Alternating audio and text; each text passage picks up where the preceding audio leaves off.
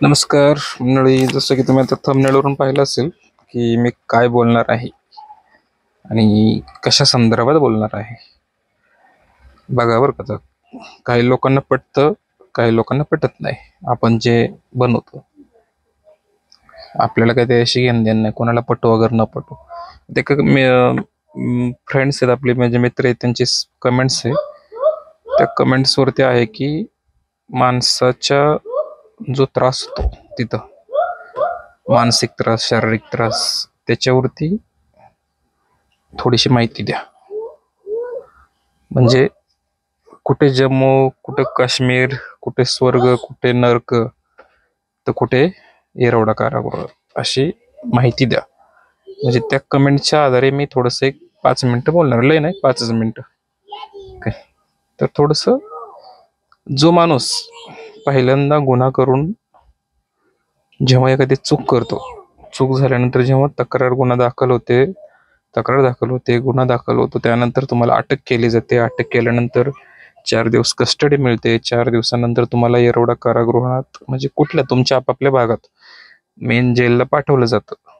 त्यावेळेला पहिल्यांदा जो माणूस ह्या गोष्टीत जातो, ज्याचं कुठलंही क्रिमिनल बॅकग्राऊंड नाही, कुठेही त्याला कसलं केस माहिती नाही, कसले कारागृह माहिती नाही, कसलं पोलीस स्टेशन माहिती नाही, त्याच्या आयुष्यात पहिल्यांदा आलेला प्रसंग असतो तो, ज्याच्या आयुष्यात पहिल्यांदा आलेला प्रसंग, तशा व्यक्तीसाठी हा व्हिडिओ आहे.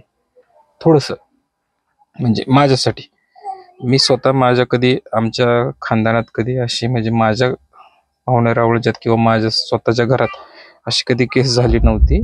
आणि वैयक्तिक माझ्यावरती, बाकीचं कोणाचं काय भावकी असेल काय काय मला त्याशी घेणलं नाही. स्वतः वैयक्तिक आपण कधी आजपर्यंत अशा मॅटरमध्ये अडकलो नव्हतं.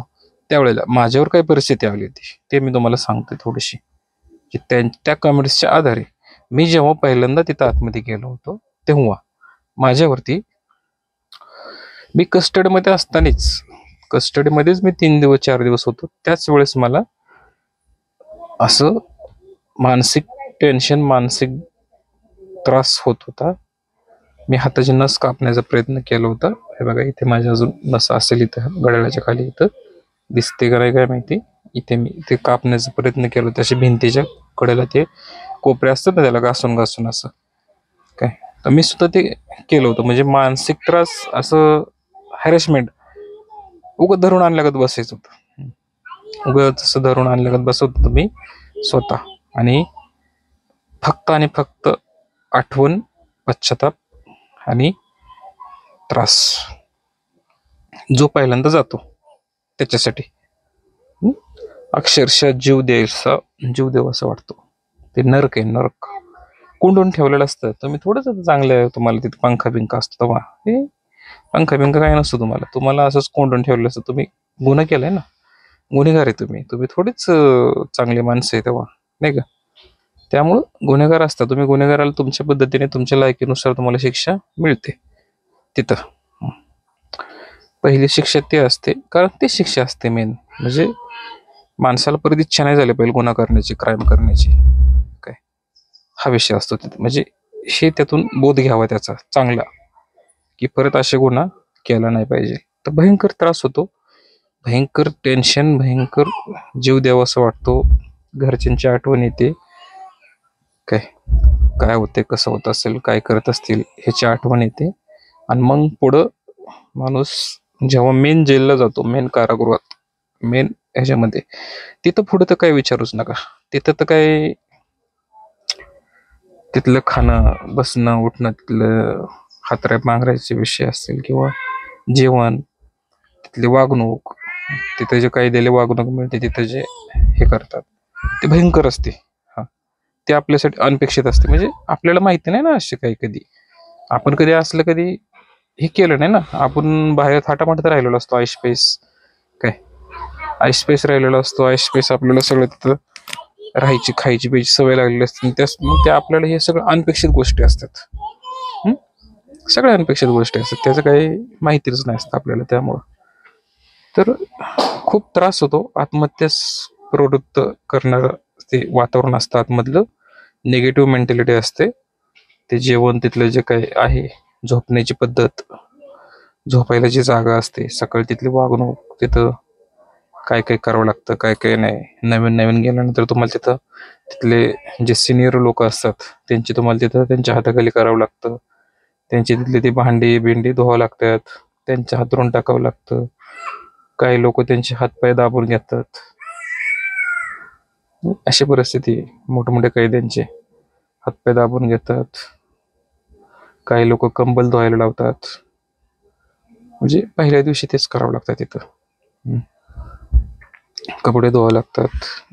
काय अशा काही गोष्टी असतात सगळ्या तिथं. कारण खूप अवघड विषय असतात असे. तर म्हणून मी हे माहिती देत असतो लोकांना की तुम्ही क्राईम पासून लांब राहा. क्राईम तुमच्यापाशी तुमच्या जवळ येऊन देऊ नका नवीन पिढीला.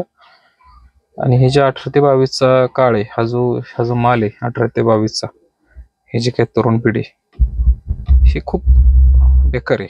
आता काल आपण पुण्यात पाहिलं, पुण्यात 2-3 दिवसापूर्वी जे काही घडलं क्राईम, हा अल्पवयीनच घडला ना शेवटी. काय झालं? त्यामुळे जरा थोडंसं सर्वांनी काळजी घ्या आपापली, आणि सर्व पहा कुठे काय असं वाईट प्रकार घडला नाही पाहिजे. ठीक आहे, सर्वांनी काळजी घ्या असं मला वाटतं. काय कसे आता आपले चॅनल आहे, आपलं युट्यूब चॅनल आहे, आपण आपल्या पद्धतीने आपलं टाकतो. कोणाला पटतं नाही पटतं तर शेवटी तो त्यांचा भाग आहे. काय त्याला आपण काय करू शकतो का सांगा? आपण जे माहिती सांगतो किंवा काय ते कोणाला आवडत नसतं, कोणाला पटतं नाही पटत, शेवटी तो त्यांचा प्रारब्धाचा भाग आहे. आपण काय करू शकतो त्याला, नाही ना? असो, जे काय असेल ते फक्त माझं एवढंच म्हणणं आहे की तुम्ही सर्वांनी या विषयावरती, म्हणजे सांगितलं तुम्हाला, मानसिक छळ, मानसिक त्रास, छळबिळ काय त्रास होतो स्वतःला.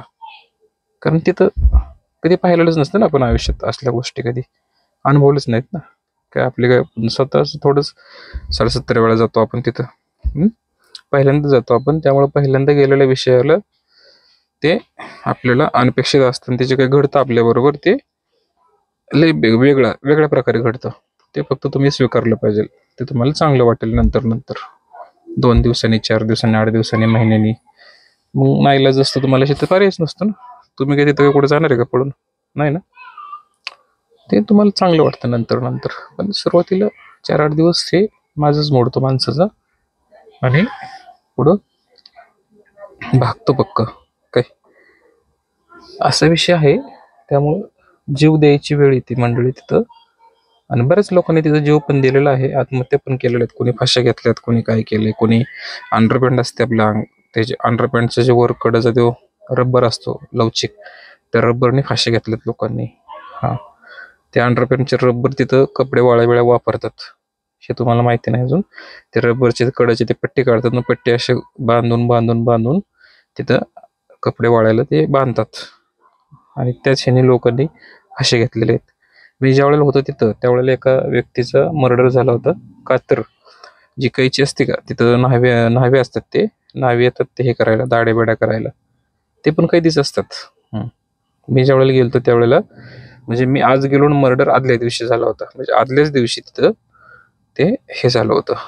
ते न्हाव्याच्या ह्याच्यातली एक जणांची कैची अशी घातली बसली होती मानाला. म्हणजे आदल्याच दिवशी झालं होतं गुरुवारचं, मी शुक्रवारी तिथं गेलो होतो. म्हणजे असं काही तिथं घडलं होतं. मी ज्यामुळे होतं तिथं, म्हणजे होतं कारागृहात मर्डर पण होतात, फाशी पण घेतात लोक, जीव पण देतात, भांडणं पण होतात भयंकर. कारण बाहेरून जे हे झालेलं असतात सगळे तिथे एकच असतात ना, एकाच गुन्ह्यातले आरोपी असतात, तिकडचे आणि इकडचे दोन्ही पार्ट्यांचे. मग माणूस काय होतं, रोष असतो, रोष. त्या आतल्यातच काही लोक काटा काढायचा प्रयत्न करतात. ही सत्य परिस्थिती आहे. ह्याच्यावर पण मी तुम्हाला एक व्हिडिओ बनवलं होतं परवा, की आतल्यात सुद्धा गुन्हे घडताना आतल्यातच बदले घेतात लोक. त्यामुळे सांगत असतो मी तुम्हाला की कुठलाही गुन्हा करू नका, कायदा हातात घेऊ नका, शांत जागा, इमानदारीने कष्ट करून इमानदारीने राहा. शेवटी तुमचं नाव खराब झालं एकदा की परत रिकवर होत नाही. किती बी तुम्ही आपटा, एकदा नाव पडलं ना कानफाट्या, ते कानफाट्याच नाव पडत राहतं. आणि ते त्याला वेगळं स्वरूप राहतं, लोकांचा दृष्टिकोन बघण्याचा वेगळा राहतो. खूप मानसिक त्रास होतो या गोष्टीचा. त्यामुळे तुम्ही सर्वांनी व्यवस्थित राहा आणि व्यवस्थित इमानदारीने काम करा. ठीक आहे. चला मंडळी, काही चुकलं असेल तर माफ करावा. काही मी काही थोडंसं तेच काही सांगितलेलं नाही. आज दुसरे वेगवेगळे विषय असतात, त्यामुळे तुम्ही हा व्हिडिओ शेवटपर्यंत बघत चला. आणि चॅनलला व्हिडिओ आवडल्यास नक्कीच चॅनलला सबस्क्राईब करायला विसरू नका. लाईकही करा. काही तुमच्या प्रतिक्रिया असतील त्या आमच्यापर्यंत येऊ द्या, म्हणजे जेणेकरून मलाही समजेल की मी कुठं काही चुकीचं बोलतोय आणि मला त्यातून काय खटकते तेही मला, त्याबद्दलही मला थोडंसं कळवा. आणि कमेंट्स करा नक्कीच काय वाटते त्याबद्दल. ठीक आहे. का मी हे चुकीचं करतोय ते पण सांगा. तुम्हाला अजून काय माहिती पाहिजे असेल तर थोडीशी मला कमेंट्सद्वारे कळवा. मी तुमच्या कमेंट्सची वाट बघतोय. ठीक आहे. आपल्या मंडळी, आपल्या यूट्यूब चॅनलला सबस्क्राईब, लाईक, कमेंट, शेअर करायला विसरू नाही. भेटू आपण नंतरच्या काही अशा नवीन वेगळ्या विषयाबद्दल. तुम्ही कमेंट्स सांगा, तुमच्या कमेंट्सवरती मी व्हिडिओ बनवतो. ओके. चला, रामकृष्ण, जय शिवराय.